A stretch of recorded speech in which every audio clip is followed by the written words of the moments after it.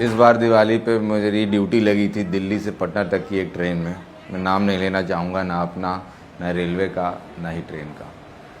जो मंजर मैंने इस बार देखा वो शायद ही किसी ने देखा होगा और शायद ही कोई आगे देख पाएगा, क्योंकि ट्रेन में लोग नहीं जा रहे थे। लोग जा रहे थे उनके कहीं छुप के, उनमें ट्रेन जा रही थी। आपको खिड़कियों से बाहर लोगों की चूतनें दिख रही हैं, दरवाजे से बाहर लोग लटके दिख रहे हैं आपको। मतलब आपके अगर ये 2 दरवाज़ा है तो ऐसे हो गया था दरवाज़ा, उसमें 10-10 लोग लटके हुए। हर आदमी के हाथ में जो आ रहा था पकड़ के खड़ा था, क्योंकि जिसको हैंडल मिला वो हैंडल पकड़ा था, जिसको किसी के बेल्ट मिली वो बेल्ट पकड़ के खड़ा था।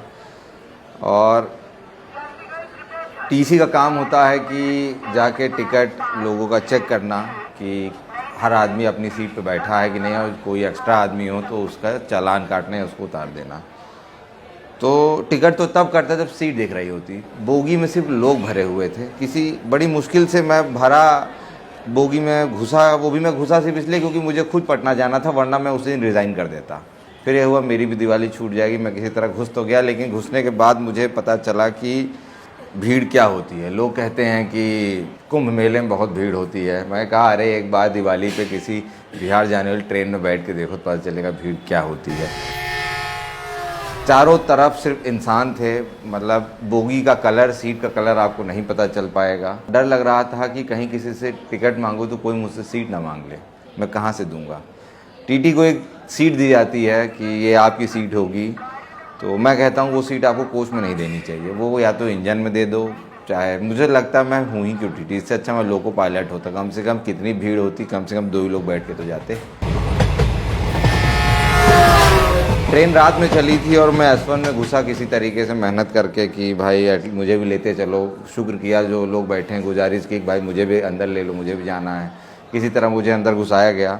अगले दिन में पहुंचती है ट्रेन पटना, और मैं S2 तक ही पहुंच पाया था। और चलने की जगह तो थी नहीं, तो आपको बोलना था भाई साहब मुझे थोड़ा ढकेल दो, क्योंकि भाई मुझे उठा के वहाँ रख दो।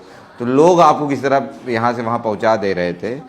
और ऐसे में महिलाओं की सुरक्षा की बात हो रही थी कि पुलिस को देखने जाना था, कुछ हो तो नहीं रहा है। अब उस डब्बे के अंदर जो हो रहा है, जो होगा, वो उन्हीं लोग को पता है। ना वहाँ पुलिस पहुँच सकती, ना टीटी पहुँच सकता, ना वहाँ आर्मी पहुँच सकती है। कोई नहीं पहुँच सकता उन डब्बों के अंदर जब तक वो ट्रेन खाली नहीं हो जाती।